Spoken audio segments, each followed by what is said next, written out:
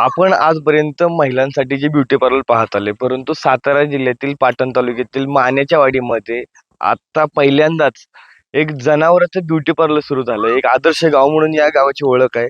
सौर ग्रामच्या माध्यमातून ह्या गाव आहे ते नावारूपाला आलं आणि संपूर्ण भारतभर या गावाची एक वेगळी ओळख तयार झाली. दरम्यान आज देखील एक नवीन उपक्रम त्यांनी सुरू केला आहे. महाराष्ट्रातील पहिलं जनावरांचे स्नानगृह म्हणजे ब्युटी पार्लर आहे ते सध्या सुरू केलं आपल्याला बघायला मिळते. आपण सध्या त्या गावात आहे. या ठिकाणी या ब्युटी पार्लर मध्ये काय चाललंय नक्की आपण बघतोय की एक म्हैस या ठिकाणी म्हैशीला आंघोळ घालण्याचं काम चाललंय आणि या ठिकाणी शावरच्या माध्यमातून या ठिकाणी स्नान आहे ते म्हैशीला घातलं जातंय.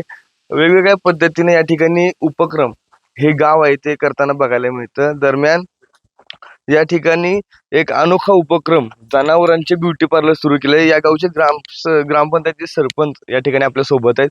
काय नेमकं तुम्हाला ही कल्पना सुचली आणि कशा पद्धतीने हे आमच्या प्रेक्षकांना सांगू शकता? मी खरं तर नवराष्ट्र या चॅनेलला धन्यवाद देतो. या छोट्याशा उपक्रमासाठी आमची दखल घेतली. ही संकल्पना सुचण्यापाठीमागचं कारण असं की गावागावामध्ये ग्रामीण भागामध्ये जर आपण बघितलं तर घराघरामध्ये जनावर असतात आणि या जनावरांच्या माध्यमातून होणारं प्रदूषण, या प्रदूषणावरती कुठंही आपल्याला फारसं असं शासकीय पातळीवरती काम झालेलं आपल्याला बघायला मिळत नाही.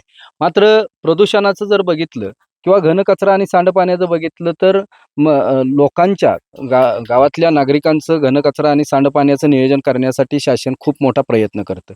पण जनावरांच्या माध्यमातून होणारं जे प्रदूषण आहे, गावागावामध्ये होणारं जे प्रदूषण आहे, या प्रदूषणावरती कधी फारशी चर्चा झालेली आपल्याला दिसत नाही किंवा त्या पद्धतीचं नियोजन झालेलं दिसत नाही. आणि म्हणून आम्ही एक हा अभिनव उपक्रम राबवण्याचं नियोजन केलं की गावातील जनावरं आहेत, ही जनावरं गावाच्या बाजूने वाहणाऱ्या ओढ्यावरती, नदीवरती कुठेही स्नान घालण्यासाठी न्यायची नाहीत. तर त्याचं कुठंतरी एक स्नानगृह असावं आणि अशा पद्धतीचं स्नानगृह ग्रामपंचायत आणि लोकसहभाग यांच्या माध्यमातून या गावामध्ये उभारण्याचं नियोजन केलं. ते उभारलं आणि ते उभारल्यानंतर त्यामध्ये ह्याही सुविधा निर्माण केल्या की केवळ स्नानगृह असून चालणार नाही, तर त्या स्नानगृहामध्ये शॉवरची सुद्धा व्यवस्था असावी. कारण जनावर सुद्धा आपलं एक वेगळा एक उत्पन्नाचा सोर्स आहे आणि म्हणून त्याला सुद्धा त्या पद्धतीची ट्रीटमेंट मिळावी. आणि म्हणून ग्रामपंचायतीचे उभारलेल्या या स्नानगृहामध्ये शॉवरची व्यवस्था आहे, संगीताची सुद्धा त्या ठिकाणी व्यवस्था आहे आणि निघणारं जे सांडपाणी आहे त्या सांडपाण्याचं सुद्धा नियोजन आम्ही शोषखड्डे आणि परसबागेसाठी ते सांडपाण्याचं नियोजन केलेलं आहे. अशा पद्धतीची एक वेगळी अनोखी संकल्पना या माध्यमातून राबवण्यात आलेली आहे. हे राबवत असताना त्या माध्यमातून काय होणार तर आता नदी नाल्याचं ओढ्याचं प्रदूषण थांबेल, त्या माध्यमातून होणारं पाण्याचं प्रदूषण थांबेल आणि जनावरांच्या आरोग्यासाठी सुद्धा हा एक चांगल्या पद्धतीचा उपक्रम आहे.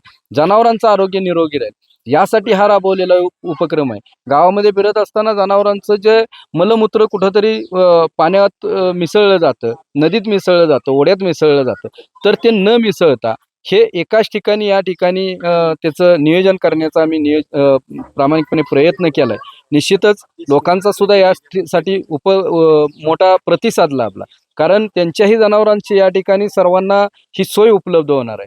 आणि म्हणून मी एकच या निमित्तानं सांगू इच्छितो की महाराष्ट्रातल्या गावागावामध्ये जर असे उपक्रम राबले तर निश्चितपणे ओढे, नाली, ओघळं अशा पद्धतीनं वाहून जाणारे जे पाणी आहे त्या वाहून जाणाऱ्या पाण्याचं प्रदूषण थांबेल आणि लोकांच्या बरोबरच जनावरांचं सुद्धा आरोग्य निरोगी राहील. यासाठी हा उपक्रम गावागावात राबवावा हीच या निमित्तानं मी आपणा सर्वांना विनंती करेन. धन्यवाद. आपण हा संपूर्ण उपक्रम आहे तो एक दिशादर्शक आपल्याला बघायला मिळते. सांडपाणी असेल किंवा नदी ओढे आहेत ते खराब होण्यापासून या ठिकाणी वाचतायत आणि सांडपाण्याचं जे व्यवस्थापन आहे ते तुम्ही चांगल्या पद्धतीने करताना बघायला मिळत आहे. हा जो उपक्रम तुम्ही सुरू केलाय, पहिल्यांदा शेतकऱ्याला गावाकडच्या माणसांना पहिल्यापासून सवय नदी नाल्याच्या साईडला जाऊन गुरं धुवायची आणि आता तुम्ही हा उपक्रम सुरू केलाय, गावकऱ्यांचा प्रतिसाद चांगला आहे तुम्ही सांगताय. अनुभव कसे आहेत गावकऱ्यांचे? तुमच्यासोबत बोलत असताना कशा पद्धतीने ते प्रेझेंट होत आहेत? निश्चितच या माध्यमातून गावकरी, शेतकरी खूप मोठ्या प्रमाणात खुश असलेलं दिसून येत आहेत. कारण आपण बघतो की उन्हाळा निर्माण झाला की ओढी वगळं सुद्धा अशा ग्रामीण भागामधली त्याच्यामध्ये पाणी नसते आणि जनावरांच्या पाण्याचा प्रश्न खऱ्या अर्थानं निर्माण होतो. मग जनावरांच्या पाण्यासाठी भटकंती करावी लागते.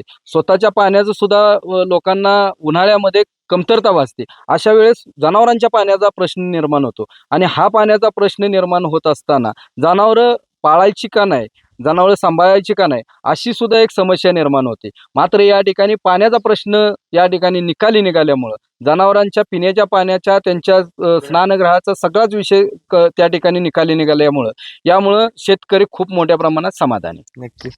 एकूणच आपण पाहिलं की या ठिकाणी मानाच्या वाडीचं जे उपक्रम आहे तो जनावरांसाठी ब्युटी पार्लर हा संपूर्ण महाराष्ट्रासाठी दिशादर्शक ठरणार आहे आणि या ठिकाणचे गावकरी देखील या उपक्रमाबद्दल खुश असल्याची माहिती या ठिकाणच्या सरपंचांनी दिली आपल्याला पाहायला मिळते. ओमकार सोनाले, नवराष्ट्र, मानाची वाडी, पाटण.